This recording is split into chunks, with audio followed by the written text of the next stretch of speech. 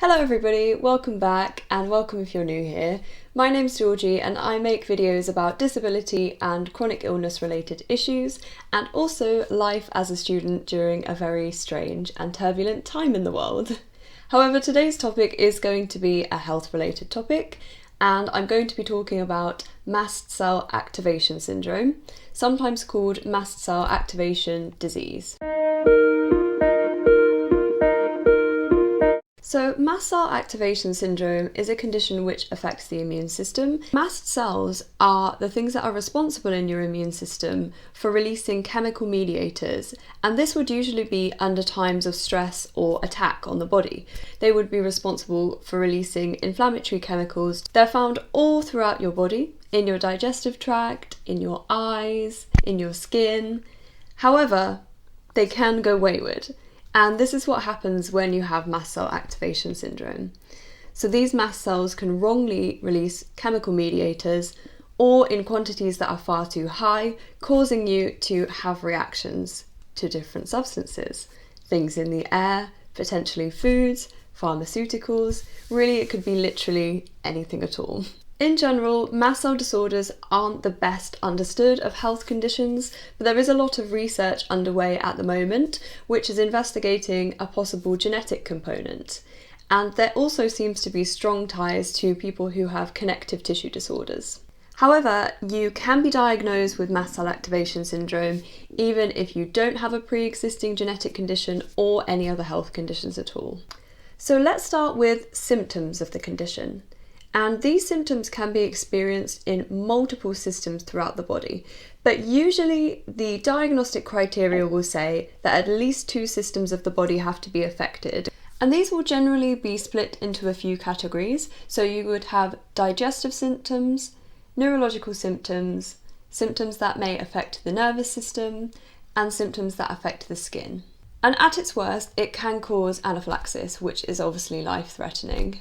So in terms of skin symptoms, it's very common to get rashes, hives, flushing.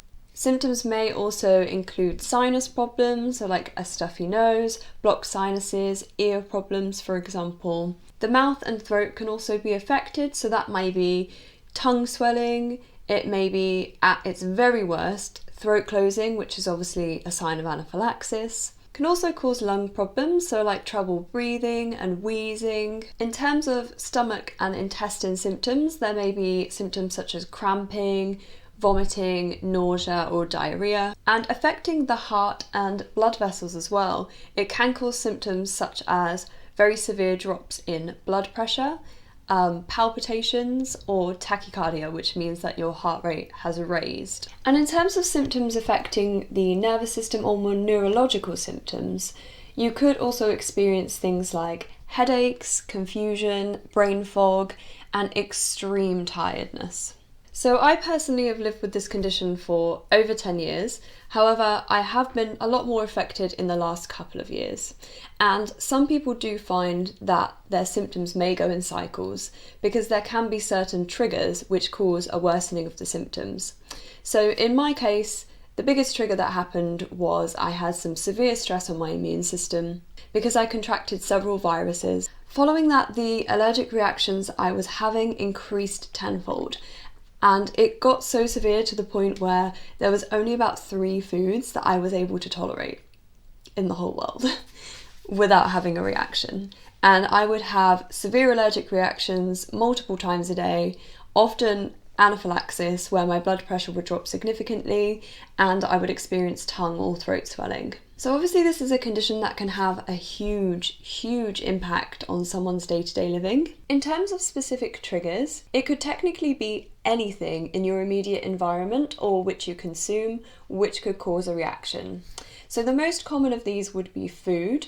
However, it could be pharmaceutical drugs, it could be chemicals. For example, I have a very severe reaction to chlorine. It could be something like dust in the atmosphere or pollution. And in extreme cases, there have even been people who react to things like exercise, to heat, or to hormonal changes within their own body. So many women, for example, may experience symptoms at the time of their menstrual cycle. Diagnosing mast cell activation syndrome is quite tricky. The main test that's prescribed to patients is a blood test for your tryptase levels. And if this is significantly elevated, it may be a sign that you do have mast cell activation syndrome or another mast cell disorder. However, in many cases, tryptase may not be elevated. So other tests that may be prescribed would be something like a urine test. And this is often done over the space of 24 hours, and it will measure chemical mediators in the urine, for example, things like histamine or interleukins. And if these are significantly elevated, again, it could be a sign that you have mast cell activation syndrome. However, this often relies on the fact that you have a reaction during the time in which the test has been taken. The most reliable way to do this would be to do the test and then to have a reaction and to do the test again, which obviously in a medical setting is often quite difficult. So because the testing is quite tricky, at the moment there are 3 general criteria which will mean that you may be diagnosed with mast cell activation syndrome. The first is that you have symptoms of the disorder which affect 2 or more systems of the body. The second is that you may have some tests done which show that you have an elevated level of chemical mediators, indicating that you may have a problem with your mast cells. And the third and more vague criteria is trying targeted medication, for example, something like a mast cell stabilizer, and finding this treatment very effective. Something that can also be really helpful is to try and figure out your triggers. So keeping a diary of things you come into contact with on a day-to-day basis, or foods you've consumed, and then potentially any reactions that you have, could also be really helpful for both you and your doctor for helping to understand the condition and whether you do have the condition. And it's also worth mentioning that in the UK, there aren't really any proper NICE guidelines, which are guidelines which inform doctors of how to treat patients about mast cell activation syndrome, because it's not very well understood. So it may be worth preparing for the possibility that getting a diagnosis is going to be very tricky. The type of specialist that you would usually go to would be an immunologist. Going to an allergist is not necessarily helpful because it's not a true allergy reaction. So what doctors may do is they may write up on your medical records that it's suspected mast cell activation syndrome, but not be happy to commit to that full title. But that should be enough to ensure that you can get access to some treatments which could potentially alleviate some of the symptoms you might be experiencing. So then moving on to treatment options. And as I mentioned previously, there are no exact NICE guidelines at the moment for how doctors should be treating this condition.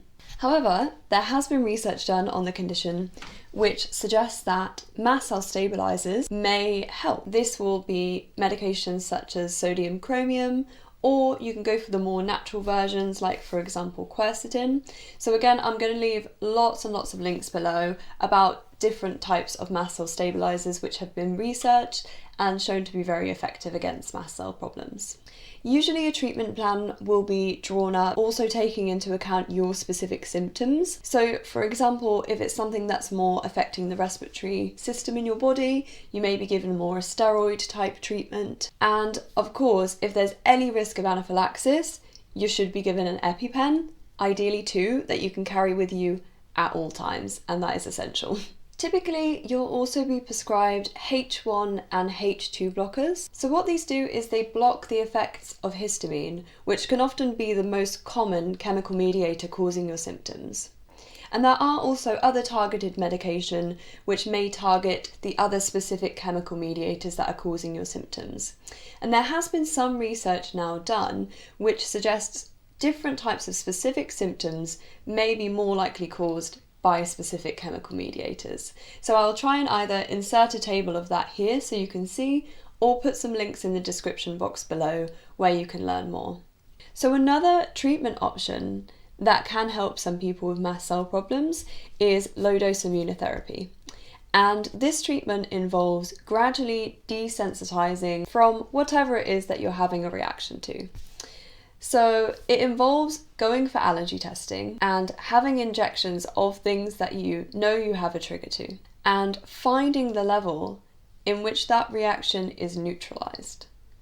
So there is always a specific point which your body will be able to tolerate.